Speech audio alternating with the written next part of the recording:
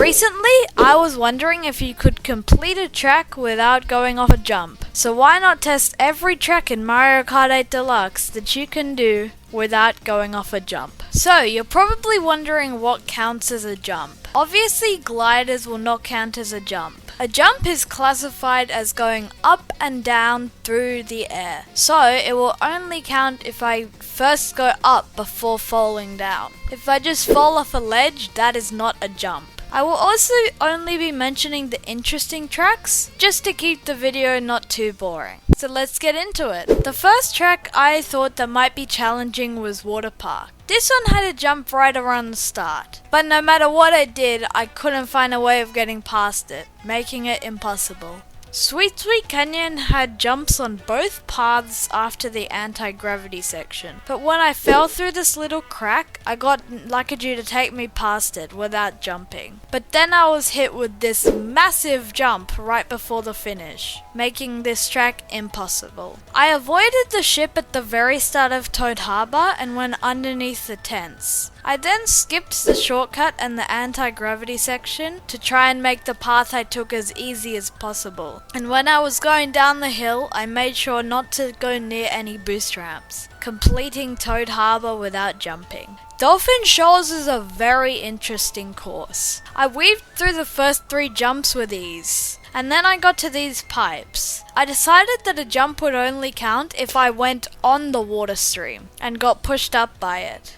But if I didn't touch one of the pipes, it wouldn't count as a jump.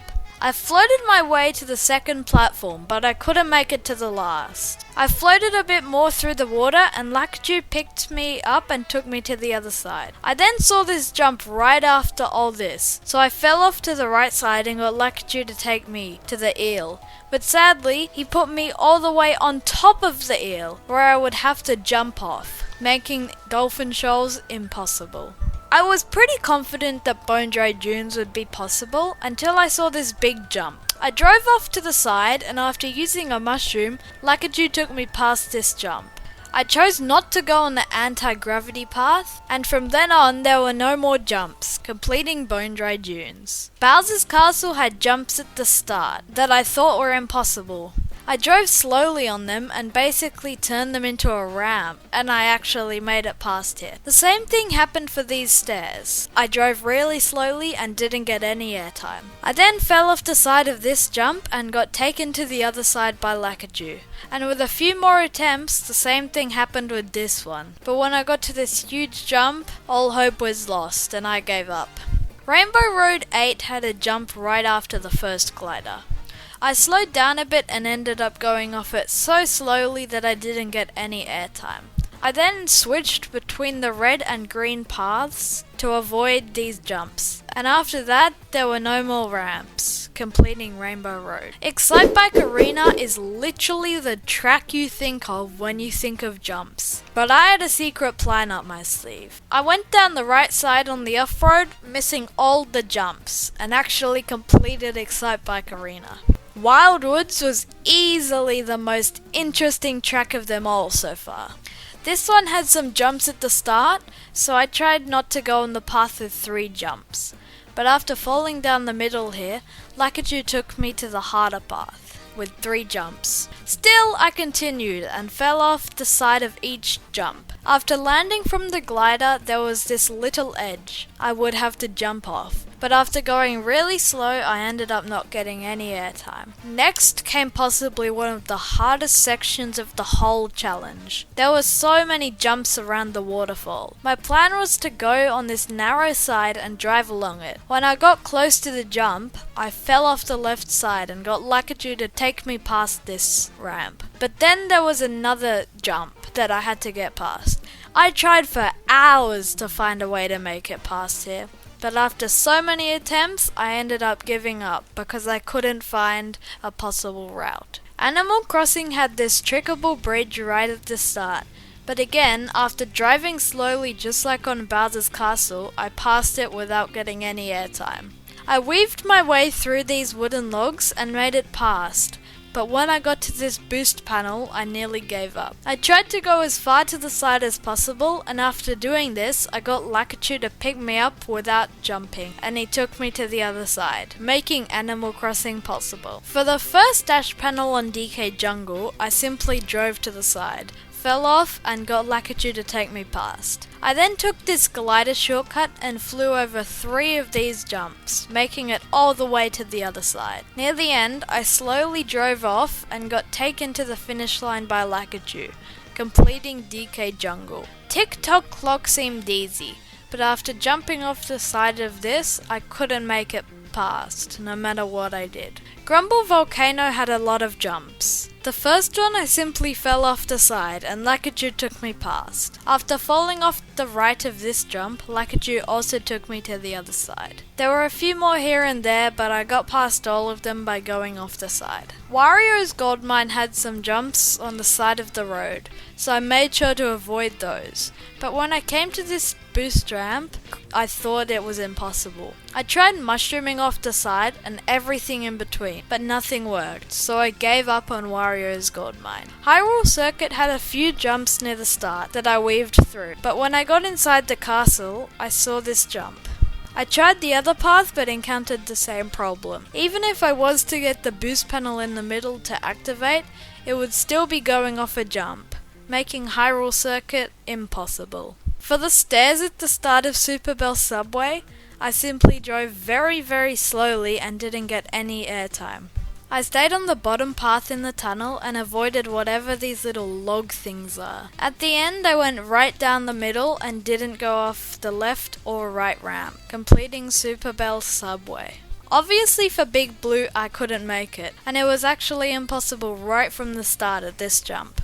Starting off the booster course pass, we have Coconut Mall. I went really slowly up these stairs and at the elevators to make sure I didn't get any airtime.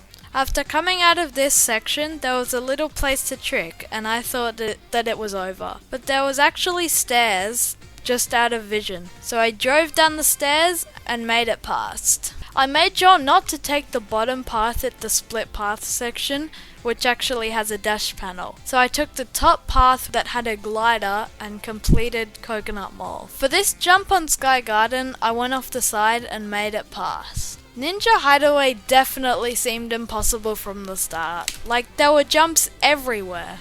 At the starting line, I went very slow and made it past. I did the same thing right here. I then, without thinking, took the top path. Trust me, that was a bad idea. But somehow, I still managed to get down from it by not going on a jump. I took the Piranha Plant shortcut, and from there on, the rest was pretty simple, and I completed Ninja Hideaway. For Snowland's jump, I simply drove onto the side of it and easily got Lakitu to grab me and take me past. Mushroom Gorge definitely had a lot of jumps. For the first one, I fell off and got transported across by Lakitu. I took the left path here to avoid these mushrooms, but then I saw it. Completely bouncy mushrooms. This was like my nightmare. I came off to the side here, and when I fell off, I got taken to this green mushroom. I decided that the green mushrooms aren't actually jumps, because you don't bounce off them. So when I got to the second green mushroom, I launched myself off the side of the mushroom, fell into the pit, and got taken all the way to safe ground again by Lakitu.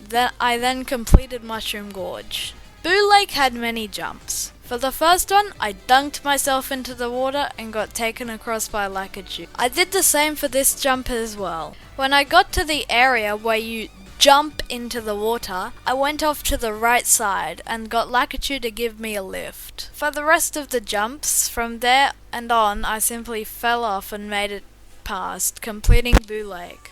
I feel like this falling off thing is getting repetitive, so it's time for a lightning round. The tracks that were possible by simply falling off the side were Merry Mountain, 3DS Rainbow Road, Yoshi's Island, Waluigi Stadium, Rosalina's Ice World, and Bowser's Castle 3. So that gets a few tracks out of the way. Riverside Park was possible right up until the big jump at the end. And DK Summit was possible as long as you avoid the bumps on the bumpy section, don't take the double gap jump shortcut, or don't use the half pipes.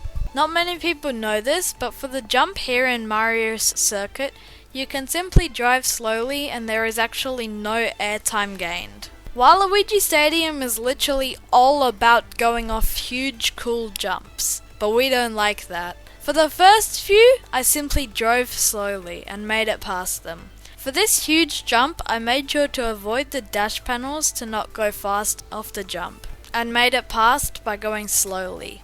I made sure to avoid the half pipes as I went past them, and I went slow along these jumps. To end off, there is a big jump, but I fell off and Lakitu took me past, completing Waluigi Stadium. To start off Squeaky Clean Sprint, I drove along the side of the sink. I then went very slowly off this jump, and if you go slow enough, you can actually just drive down it. I then went onto this pencil for a safe exit off the towel without getting any airtime. Once I got to this jump, it seemed impossible, but after falling off the side, I drove straight down one side of the bathtub and made it to the drain section.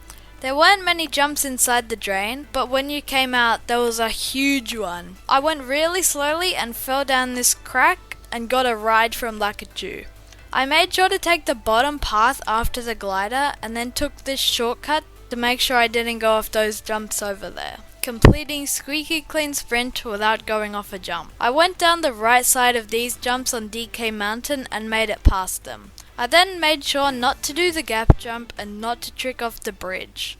And after that, I completed DK Mountain. All of Piranha Plant Cove's jumps were possible by simply going slow, so I completed Piranha Plant Cove. And finally, we have Wee Rainbow Road. For the first jump, I fell off, and I did the same for the second. When I got here, I made sure not to go off the jumps in the middle of the track. At this half-pipe section that launches you up, I fell off and made it past. But then I saw this jump right near the end, and sadly it was impossible to get past.